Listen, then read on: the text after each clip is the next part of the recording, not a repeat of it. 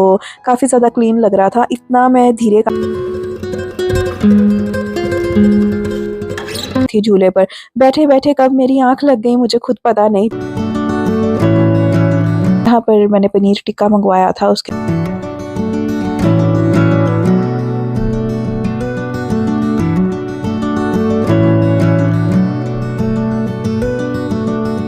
हम ही अपने बच्चे को वो सारी चीज़ें दे पाएँगे। Hello everyone, welcome back again to my channel. I hope आप सभी बहुत अच्छे से होंगे, स्वस्थ होंगे, मस्त होंगे। एक बार फिर से आप सभी का स्वागत है मेरे चैनल पर। मैं हूँ आयना बाली।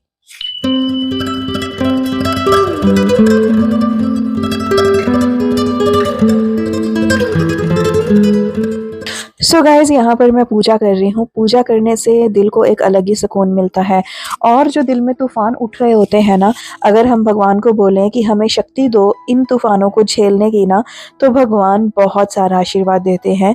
और मैं आप लोगों को इतना ही बोलना चाहूँगी, परीक्षाएँ भी उन्हीं की होती हैं जो परीक्षा दे सकते हैं। तो बस अगर भगवान आपकी परीक्षा लेते हैं ना, तो एकदम घबराएँ मत, बस विश्वास रखें, आँखें बंद करें, भगवान के सामने हाथ जोड़ के बैठ जाएँ। हर एक चीज़ ठीक होती जाएगी और भगवान अपने भक्तों को हमेशा मुसीबत से बाहर निकालते हैं।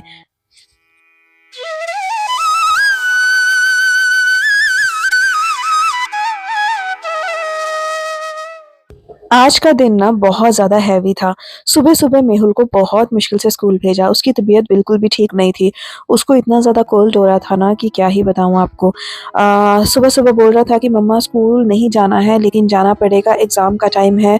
तो मैंने उसको बोला कि ठीक है, मैं आपकी टीचर को कॉल कर देती हूँ। लेकिन कैसे भी करके वो रेडी होके स्कूल चला ही गया। उसने हिम्मत नहीं हारी। मुझे बहुत अच्छा लगा कि वो अपनी रिस्पॉन्सिबिलिटीज़ को समझ रहा है। बच्चे जब अपनी ज़िम्मेदारियाँ समझने लग जाते हैं ना, तो ऐसा लगता है कि बस हमारे जो कंधे का बोझ है ना, वो कम होता जा रहा है। तो आज ना अभी यहाँ पर दोपहर का टाइम है, मेहुल स्कूल से आ चुका है लेकिन वो सो रहा है। अब वो सो रहा था ना, तो घर में इतनी शांति थी कि आपको कैसे समझाऊँ कि कैसे टाइम कट रहा था। तो मैंने सोचा चलो बेडशीट वग़ैरह चेंज कर देती हूँ। फिर मैंने ज़्यादा खिट-पिट वाले जो काम होते हैं ना, वो नहीं किए। वही काम किए जिसकी कोई आवाज़ ना हो, क्योंकि मैं नहीं चाहती थी कि उसकी नींद डिस्टर्ब हो।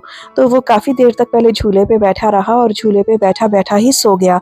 तो एक्चुअली झूले पर बैठ के ना बहुत रिलैक्स हो जाते हैं और कुछ उसकी तबीयत भी ठीक नहीं थी, तो उसको काफ़ी अच्छी नींद आ गई। तो फिर मैंने उसको झूले से उठाया और अंदर बेड पे सुला दिया था। और यहाँ पर दूसरे रूम में आके मैं बेडशीट वग़ैरह चेंज करने लग गई। कवर वग़ैरह काफ़ी दिन से यही थे, तो मैंने सोचा ये चेंज कर देते हैं, इसी बहाने चलो क्लीनिंग हो जाएगी। लेकिन मेरा ये है कि मुझे दोपहर के टाइम पे नींद नहीं आती है और मैं सो भी नहीं सकती हूँ दिन में, और मुझे दिन में सोना बिल्कुल पसंद भी नहीं है। जो लोग सोते हैं मुझे वो भी पसंद नहीं है। तो यहाँ पर फिर मैं अपना काम करने लगी थी। अब मैं ये सोच रही थी कि मैं करूँ क्या जिससे आवाज़ भी ना हो और काम भी हो जाए, तो मैंने ऐसे काम पकड़े जिससे आवाज़ ना हो। तो यहाँ पर ना बस मेरा मन भी ठीक नहीं है, क्योंकि जब मेहुल ठीक नहीं होता ना, तो मुझे ठीक नहीं लगता है। मैं यही सोचती हूँ भई जो उसको होना था ना, वो मुझे हो जाए बस। तो हर माँ का यही सीन रहता है, जब बच्चे ठीक नहीं होते ना, तो उनको फिर बहुत मतलब तकलीफ़ होती है। कभी-कभी ना मन इतना बेचैन हो जाता है कि कुछ समझ नहीं आता है क्या करे, क्या ना करे। तो आज एक दोस्त के साथ मेरी बात हुई, वो मेरी फ्रेंड है, वो भी यूट्यूब पर ही है। तो हम लोग इतनी बातें करते हैं। यूट्यूब से मुझे बहुत सारे लोग मिले जो मेरे बहुत अच्छे दोस्त बन गए हैं। तो जब मेरी उनसे बात हुई ना, तो मुझे इतना अच्छा लगा। हमने इतने सुख-दुःख किए, घर की बात की और यूट्यूब को लेकर कितनी सारी डिस्कशन की कि कैसे होता है, क्या होता है। तो जब हम किसी के साथ दुःख-सुख करते हैं ना, तो बहुत ज़्यादा अच्छा लगता है। और यूट्यूब भी एक किस्म का ना मतलब स्ट्रगल ही होता है, और इसमें हमें मेंटली सपोर्ट चाहिए होता है कि कोई हमें समझाए, कोई हमें रास्ता दे। ये बहुत मुश्किल जॉब है, आसान नहीं है, जितना देखने में आसान लगता है। तो यहाँ पर बेडशीट मैंने चेंज कर दी थी, तो काफ़ी ज़्यादा क्लीन लग रहा था। इतना मैं धीरे काम कर रही थी ताकि आवाज़ बिल्कुल भी ना हो। मुझे ये था कि बस मेहुल बिल्कुल भी डिस्टर्ब ना हो।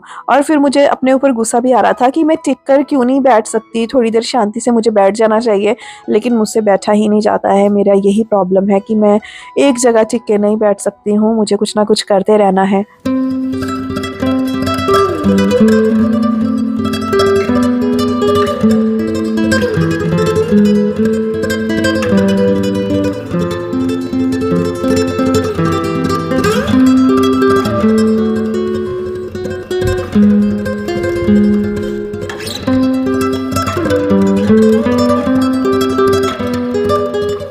मेहुल जब स्कूल से आया था ना तो उसका सारा सामान ऐसे ही टेबल पे पड़ा हुआ था। वो सब चीज़ें ऐसे ही रख के आज सो गया और फिर बस मैं वही ठीक कर रही थी। धीरे-धीरे करके सारा घर मैंने सोचा सेट कर देती हूँ और यहाँ पर ना मैं सच बताऊँ तो खुद भी थक गई थी और ना पता नहीं क्या ही होता है ना, ये मौसम ही ऐसा है कि थकावट हो जाती है, ठंड लगती है और खाना-पीना भी ज़्यादा हो जाता है और फिर उसके बाद थकावट हो जाती है। तो मैं भी थोड़ी देर के लिए ना बाहर ही बैठ गई थी झूले पर। बैठे-बैठे कब मेरी आँख लग गई मुझे खुद पता नहीं चला। हेलो एवरीवन, कैसे हैं आप सब। तो गाइज़ आज ना मेहुल की तबीयत सुबह बिल्कुल ठीक नहीं थी। उसको बहुत कोल्ड हो रहा था एकदम। उसका जो गला था ना वो एकदम जाम सा हो गया था और बहुत उसको मतलब प्रॉब्लम हो रही थी। लेकिन एग्ज़ाम का टाइम है, स्कूल जाना भी ज़रूरी था। मैंने पूछा उससे कि आप छुट्टी कर लो, कोई बात नहीं, मैं कॉल कर देती हूँ स्कूल में। लेकिन उसने बोला कि नहीं मम्मा जाना पड़ेगा, मैं चला जाता हूँ कैसे भी करके, आप मुझे अदरक वाली चाय दे दो। मैंने उसको अदरक वाली चाय दी तो उसको थोड़ा अच्छा फ़ील हुआ। फिर मैंने मेडिसिन वगैरह कुछ खिला के उसको दे के स्कूल भेजा था। लेकिन अभी स्कूल से आया है और आते ही झूले पर बैठा था, सो गया। वो अंदर सोया, मेरी भी आँख लग गई झूले पर बैठे बैठे। यहाँ पर जब बैठते हैं तो वाकई में नींद आती है, रिलैक्स हो जाते हैं।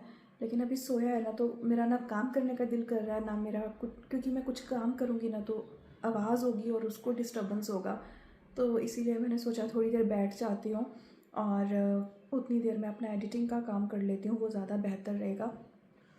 लेकिन जब बच्चे की तबीयत सही नहीं ना होती तो अच्छा नहीं लगता बिल्कुल भी।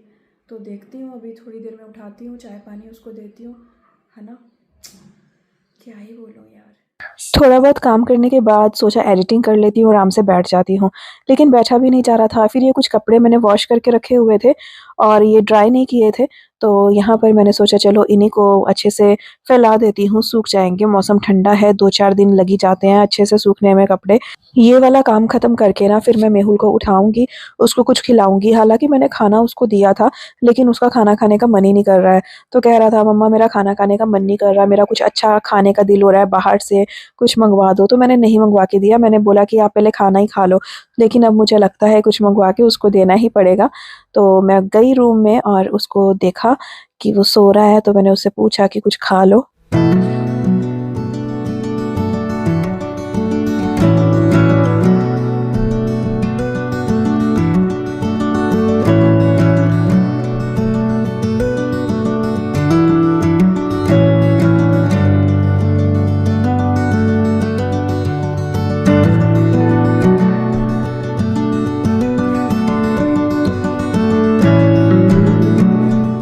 यहाँ ना मैंने मेहुल को बोला था कि आप उठ जाओ, मैंने आपके लिए नूडल्स मँगवा दिए हैं, आराम से बैठो, खाओ। तब तक जो ऑर्डर था वो डिलीवर हो गया था और वो बहुत ज़्यादा खुश हुआ।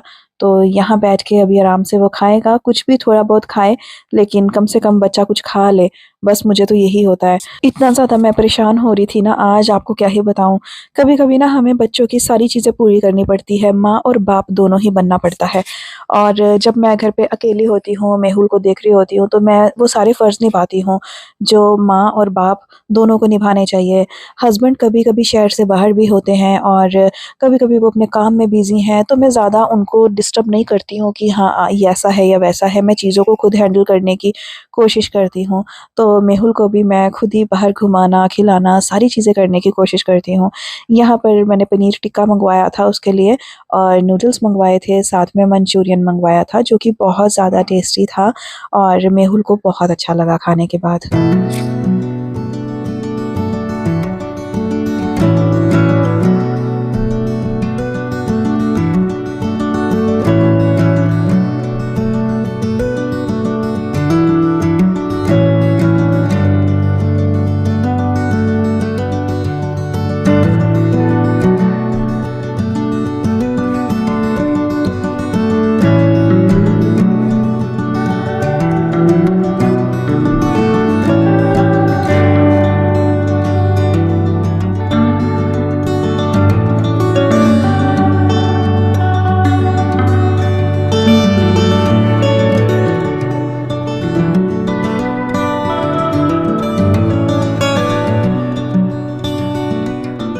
खिला के ना फिर उसको मैं नीचे ले आई थी ताकि थोड़ा-सा वो गार्डन में खेल ले।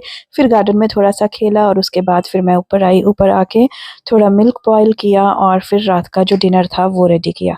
कभी-कभी हमें अपनी सारी ड्यूटीज़ निभानी पड़ती हैं और ड्यूटीज़ कभी-कभी डबल हो जाती है और हम लोग अपने पार्टनर को भी कुछ नहीं कह सकते हैं। वो लोग भी हमारे लिए स्ट्रगल कर रहे हैं, हमारे लिए कमा रहे हैं, तभी हम आराम से जी पा रहे हैं।